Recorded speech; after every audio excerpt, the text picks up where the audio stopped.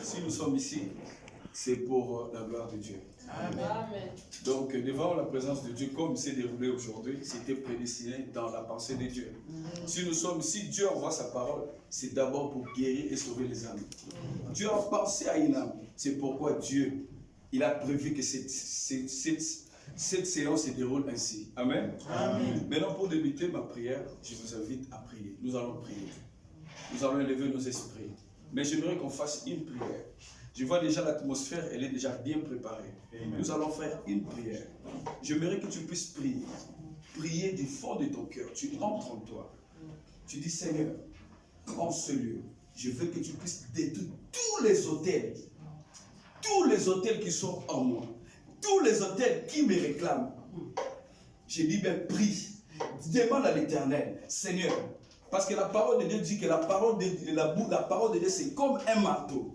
Face aux autels, il brise. La parole de Dieu aussi, c'est comme un feu. La parole de Dieu devient tout par rapport à une situation. Je sais un prophète qui était arrivé à Bethel. Il était arrivé envoyé de Dieu, avec l'insigne de l'Éternel. Il était arrivé là où se trouvait un autel de Baal. Il était venu, il a maudit cet autel. L'autel s'est brisé et s'est transformé en cendre. Avant que je commence ma prédication, je vais installer les règles de Dieu en ce lieu.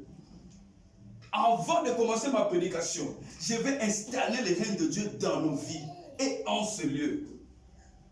Parce que Dieu, quand il marchait avec Israël, il n'était pas seulement dans le ciel, il était sur la terre, il est aussi sous la terre. Il règne sous 3 dimensions. Il règne dans le ciel, il règne sur la terre, il règne sous la terre et il règne dans nos vies. Amen. Amen. Je veux que nous élevons nos voix. Nous prions, allez, nous allons prier, demandons que l'Éternel brise les autels. Seigneur, au nom puissant de Jésus. Oui, Seigneur, je vais briser les autels. Oui, qui sont en moi. Oui, Seigneur, qui empêche la manifestation de la puissance de Dieu. Oui, je vais briser au nom puissant de Jésus. Je vais briser. Je vais monter ces autels. Que ces autels s'effondrent au nom puissant de Jésus. Oui, que ces autels soient brisés. Car la parole de Dieu est comme un marteau. Oui, que ces autels qui s'érigeaient pour envoyer une influence maléfique. Je le brise au nom puissant de Jésus. Parce que Seigneur, en ce lieu, c'est toi qui dois être élevé. Seigneur, en ce lieu, c'est toi qui dois être élevé. La Bible dit, tu es le Dieu des vainqueurs. Tous les dieux se prosternent aux éternel. Oui, brisez ces autels. Oui, c'est ce matin que ça se prosterne. Au nom puissant de Jésus. Oui, devant mal. Dans la maison de Dagon. Oui, Dagon s'est prosterné devant l'âge de la guerre. Aujourd'hui, avant je comprends que je commence à prédication. Oui, les autels doivent fléchir. Doivent fléchir. Doivent fléchir. Doivent fléchir. Doivent fléchir. Doivent fléchir. Ici, c'est Dieu qui est le maître. Ici, c'est Dieu qui est le maître. Ici, ce n'est pas un père. Ici, ce n'est pas une mère. Ici, ce n'est pas un homme. Ici, ce n'est pas un docteur. Ici, ce n'est pas un ex. Ici, ce n'est pas un père. Non, ici, c'est Dieu. C'est Dieu. C'est Dieu. C'est Dieu. C'est Dieu. C'est Dieu.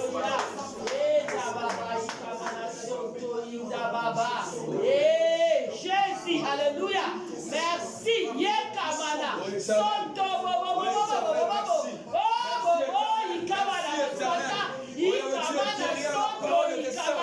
Jésus-Christ de Nazareth. Merci Jésus. Merci Jésus. Alléluia. Restons calmes. Éternel, nous armés, le Dieu Tout-Puissant. Nous te louons, nous te bénissons, Éternel, parce que tu es le véritable Dieu.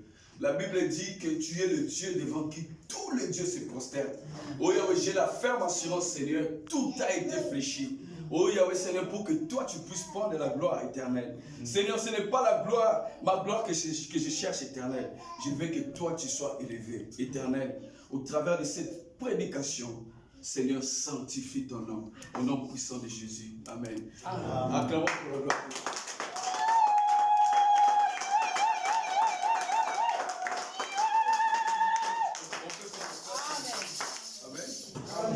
Aujourd'hui, vu le temps qui m'est resté, j'aimerais parler d'un thème que nous tous nous connaissons, la sanctification. Amen. C'est ce thème que Dieu m'avait mis durant toute la semaine. Il me parlait de ça, sur la sanctification. Mais quand j'ai interrogé le Saint-Esprit, j'ai dit, pourquoi tu me donnes ce thème pour annoncer à tes enfants? Dieu me dit, je vais bénir mon peuple. Je vais faire de grandes choses dans la vie de mon peuple. Mais il y a des choses qui bloquent que ma gloire puisse descendre dans leur vie. Amen. Amen. Même quand nous faisons notre prière, qu'est-ce que l'on dit? Notre Père qui est aux cieux.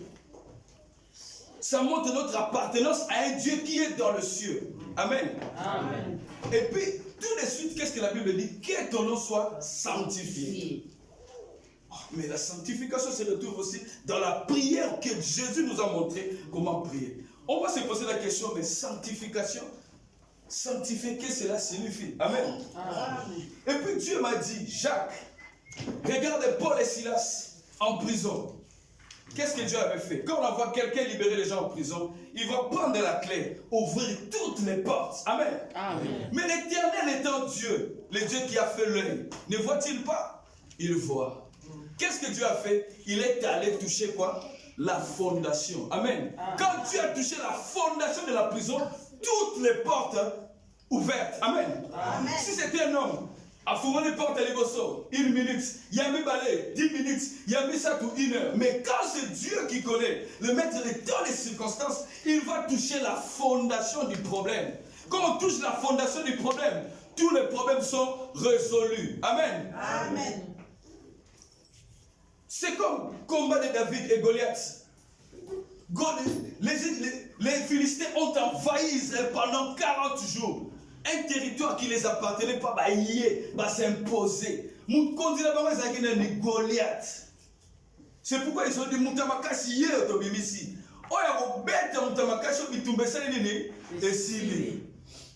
Quand David a catché à Goliath, qu'est-ce que la Bible dit? L'armée d'Israël,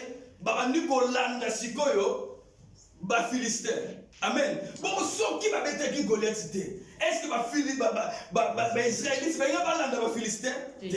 C'est pourquoi Dieu dit, nous devons savoir prier, savoir viser. C'est pourquoi David, quand on a donné les armes, de Saoul a dit, non pas ces armes.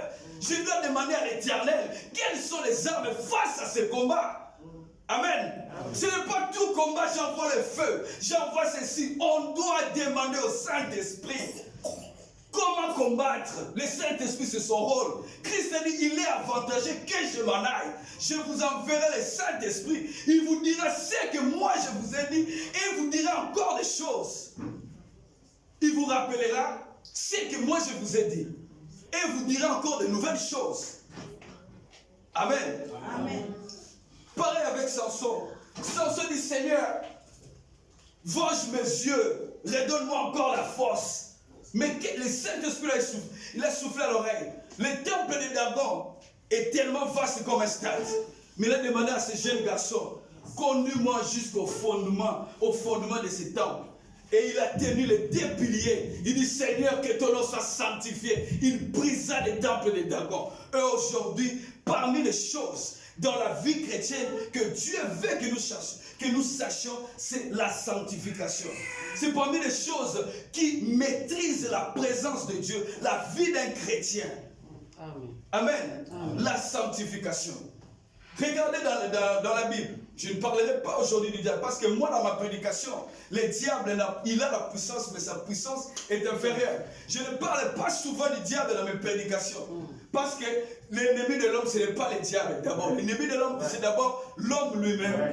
La connaissance, le rejet de la connaissance. Mon peuple périt. Dieu n'a pas mis le diable. Mon peuple périt. Osée 4 et 6. Mon peuple périt parce qu'il lui manque la connaissance. Il y a des gens qui ne veulent pas chercher la connaissance. C'est pourquoi ils périssent.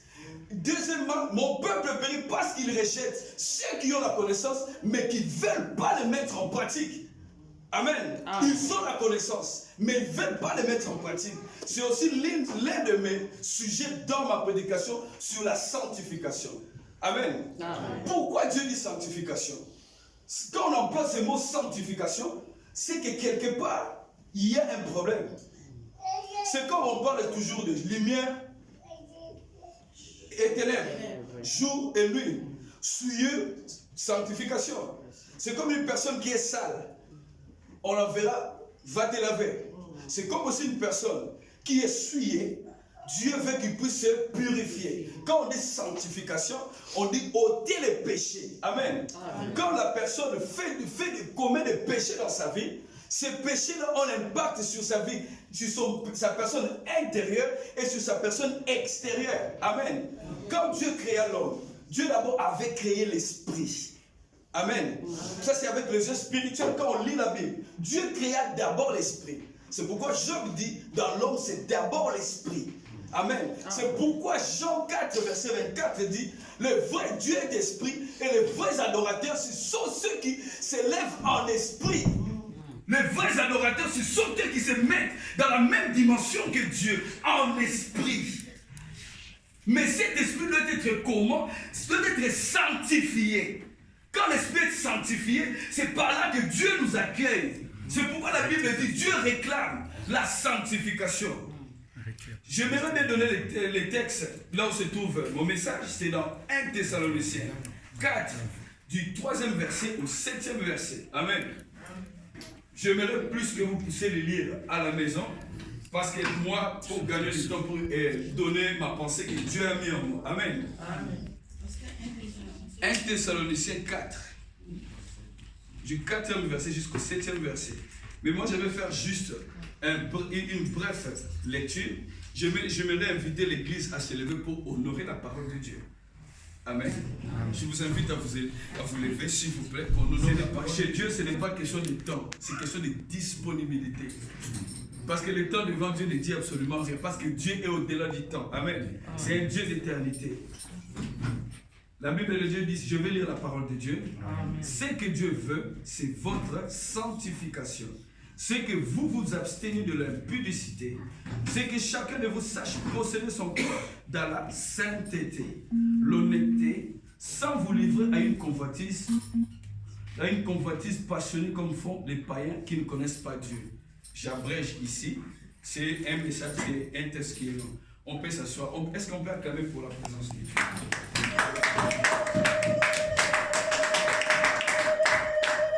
Moi, je ferme ma Bible parce que Dieu a téléchargé ce message dans mon esprit. Amen. Amen. Ici, nous voyons bien que la Bible nous dit que dans 1 Thessaloniciens 4, verset 3 jusqu'à 7, que Dieu, ce que Dieu veut, c'est notre sanctification. Comme le dit, c'est écrit en français. Quand on dit ce que Dieu veut, cela signifie quoi? C'est la volonté de Dieu. Amen. La volonté de Dieu, c'est notre sanctification. C'est comme si Dieu remettait cette responsabilité sur nous. Amen. Adjectif, les pronoms, notre, votre, l'air. Votre, c'est comme une responsabilité, toi. Ce que je veux, c'est ta sanctification.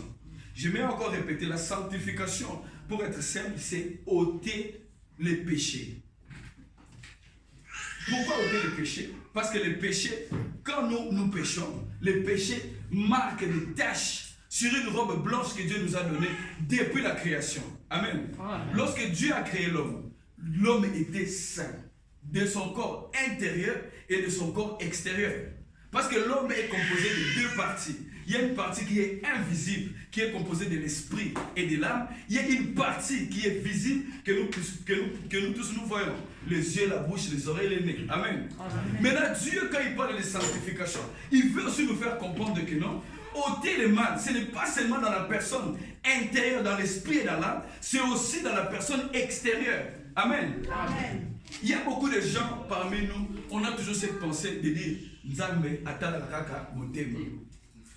Moi, j'aimerais choquer les gens aujourd'hui. Je dis c'est faux. Amen. Nzambe atala kaka motema te. Qui a fait l'œil? N'a pas la liste.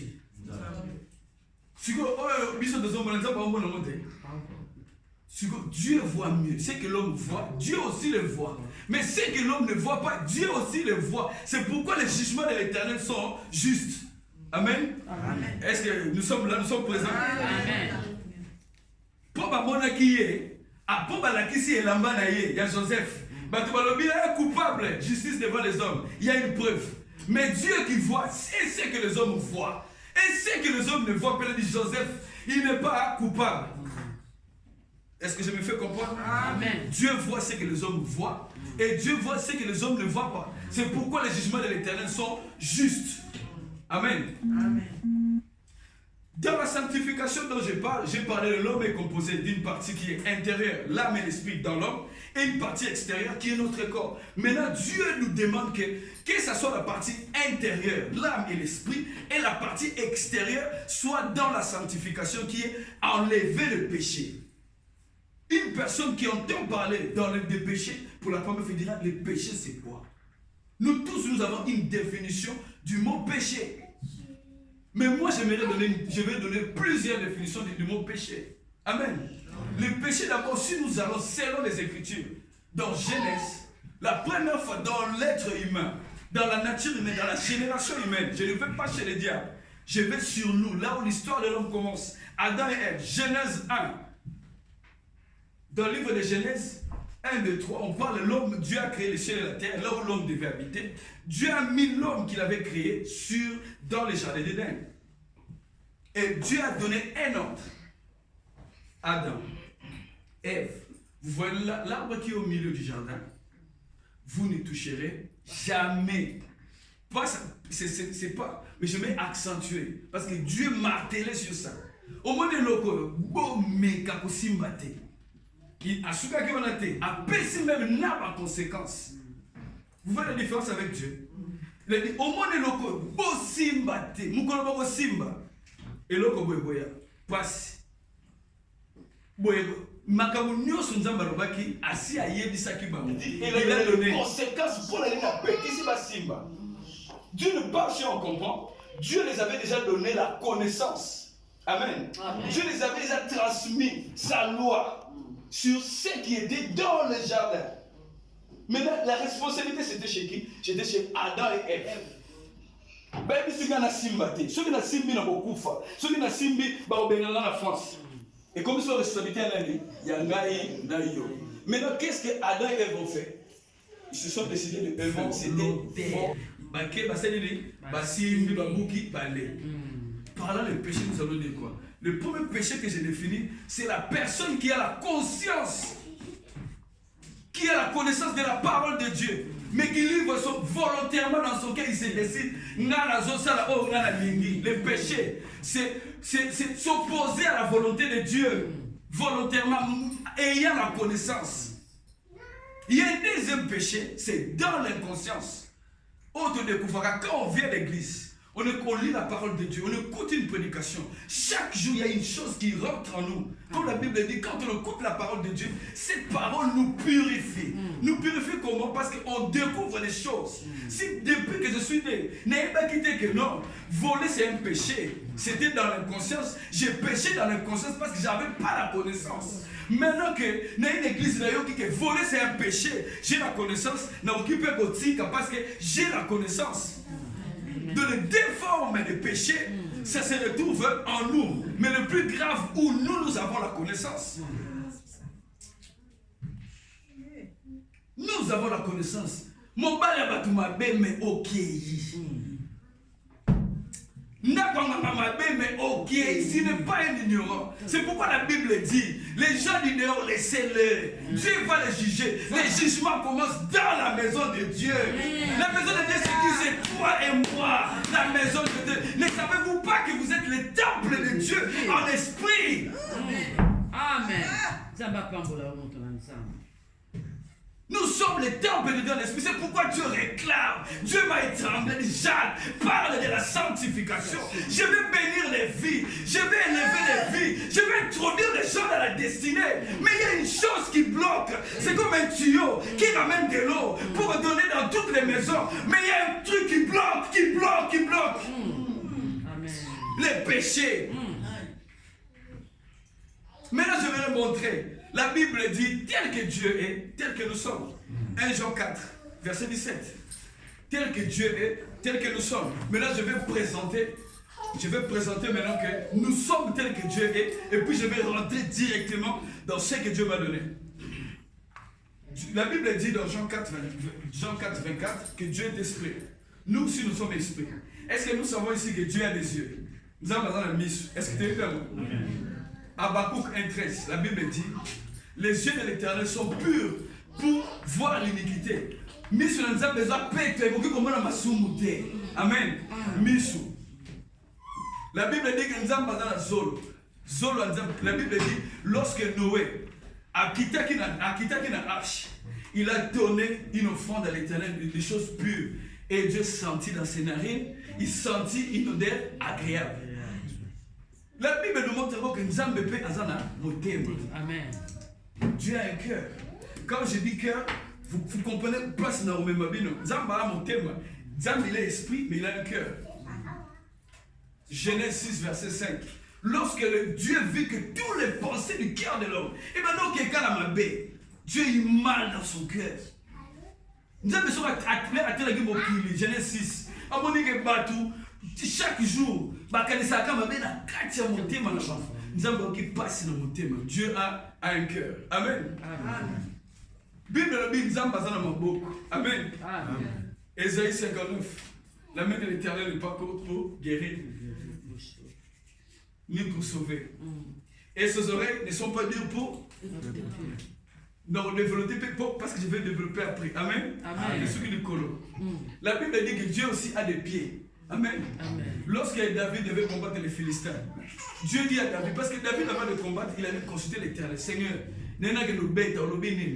c'est là. Dieu lui dit c'est là. Lorsque tu entendras mes pas sur le mirier, c'est par là que toi aussi tu vas partir. Les pas, c'est les pieds. Amen. Amen. Dieu aussi a des cuisses. Amen. Amen. Ah, je me suis choqué déjà. Dieu a des cuisses. Amen. Amen. Apocalypse 19, verset 16. Sur sa cuisse était écrit Roi des rois, Seigneur des seigneurs. Amen. Amen. Par là, Dieu aussi a le dos. Moïse avait vu Dieu par derrière. Je vais présenter que nous, tel que notre être physique est, pareil que notre corps spirituel. Spirituellement, pas dans misu, solo, munoko, matoi, maboko. Amen. Tel que Dieu est, tel que nous sommes. Sur le niveau mon bien, tu vas dans Apocalypse 1, à partir du verset 4. Lorsque l'apôtre Jean, ayoba ki makelele ya mutobenga ki lokola makelele bambonge. Alors bitika balukala tala. J'ai vu donc derrière le chandelier un homme qui brillait avec des cheveux comme le blanc comme la neige. Et autour de son torse, il avait une ceinture. Il avait des pieds comme le feu qui embrasait. Et son visage était comme le soleil en plein jour. C'était un être spirituel qui est Dieu, qui a une tête, une bouche, le main. Tel que Dieu est, tel que nous sommes. J'ai expliqué la spiritualité que dans l'être intérieur, c'est comme nous sommes là. Maintenant, je vais expliquer comment est-ce que nous suivons notre personne intérieure. Nous n'avons jamais su et nous suivons sur notre corps physique. Je commence d'abord par les yeux. Bien aimé dans le Seigneur, les yeux. Les yeux, Dieu nous a donné des yeux pour voir. Mais ces yeux aussi ont un impact avec les yeux spirituels dans notre personne intérieure. Lorsqu'un enfant de Dieu va regarder le film X, il ne suit pas seulement ses yeux physiques, il suit aussi ses yeux spirituels. Souvent, les gens qui ont la peine de voir des choses, des visions. Les prophètes, ils reçoivent le message par des visions. Ils voient et l'interprètent. Lorsqu'il suit ses yeux, en regardant ce qui n'est pas bon, il ferme ses yeux spirituels. Donc, chaque membre que tu suis dans le physique, correspondant à ces membres spirituellement, tu les rends impuissants. Tu diminues sa puissance. Parce que quand le Saint-Esprit est en nous, il affecte d'abord l'homme spirituel. Et l'homme spirituel, il y a un cordon, il communique à l'homme physique. Et de là, il se dégage une puissance. C'est pourquoi la Bible dit, il viendra sur vous le Saint-Esprit, acte 1:8. Une puissance viendra sur vous, le Saint-Esprit. Donc quand le Saint-Esprit arrive, il amène une puissance pour l'homme intérieur, de façon à communiquer à l'homme extérieur au moyen de la sanctification. Il y a des gens qui doivent prier. Tes mains, tes mains, tes mains, tes mains. Avec quoi tu fais tes mains, tes mains, tes mains, tes mains. Je rentre avec les yeux d'abord. Où David dit, je ne mettrai rien de mauvais devant mes yeux. Parce que David, il connaissait. Il dit, David dit avec les yeux, je ne mettrai rien de mauvais devant mes yeux. Psaume 11, Psaume 101, verset 3. Non, tiens, ma bête, je Je me dirais pourquoi ils ont moment. Parce que quand Dieu vient, il visite d'abord l'homme spirituel. Qu'est-ce que tu cherches? Déjà, voir la nudité d'une personne qui n'est pas ta femme, qui n'est pas ton homme, c'est une malédiction. Tu ne peux pas voir la nudité d'une autre personne si ce n'est ta femme. Déjà, j'ai fait mes recherches. Voir un homme avec plusieurs femmes, dans le monde spirituel, l'acte sexuel, c'est un culte. C'est un culte. Quand tu regardes ces choses, toi aussi tu participes. La Bible dit quoi? La Bible dit quoi dans Éphésiens 10? Quand tu descends, examinez toutes choses agréables à Dieu. Donc, avant ça, là, tout le monde est-ce que ils ont pensé le coup? Examinez toutes choses agréables à Dieu. Condamnez le mal. Ne participez pas, mais condamnez le mal. Est-ce que nous, dans nos vies, nous condamnons le mal? Surtout avec le téléphone, nous tous on connaît nos vies. Surtout avec le téléphone, téléphone. Au moins, on a faute des avocats. La Bible dit dans Proverbe 3, verset 9, tu honoreras l'Éternel avec tous tes biens.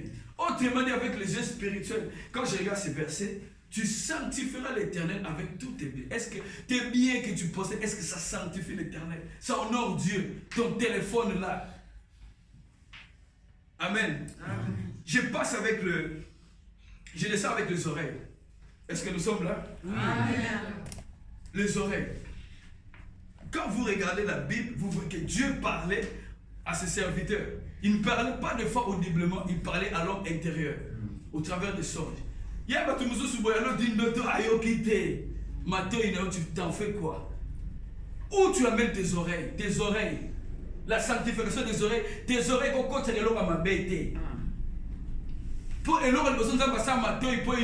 c'est pourquoi il dit dans Jacques que tout homme, Jacques 1,19, que tout homme soit prêt d'abord à écouter. Peut-être que Dieu peut te parler au travers de ma soeur. Je dois écouter d'abord, mettre mon oreille. C'est pourquoi l'Église est considérée comme une femme qui doit être soumise. La soumission est caractérisée par les oreilles. Donnez d'abord son oreille. D'abord son oreille, nos oreilles. Il y a même nous, parmi nous, certains chrétiens qui écoutent la musique profane. Est-ce que quand tu regardes, selon nous, moi je base ma vie chrétienne sur ces versets que j'ai donnés, examiner toutes choses agréables à Dieu. Quand tu penses cette musique, tu l'examines, est-ce que Dieu trouve sa gloire dans cette musique? Non, que chacun réponde. Parce que chacun a une relation privée avec Dieu. Et ça donne gloire à Dieu. Non. Mais quand toi tu mets ton oreille, est-ce que vous savez que notre corps intérieur, c'est comment on appelle ça? C'est comme un truc de stockage. Toi tu fais que stocker la musique de Fali, tu stockes les films pornographiques. Même la Bible dit, soyez remplis abondamment de la parole de Dieu. Soyez remplis du Saint-Esprit. Mais qu'est-ce que tu remplis? La vase que tu as. La vase que tu as, tu le remplis en quoi?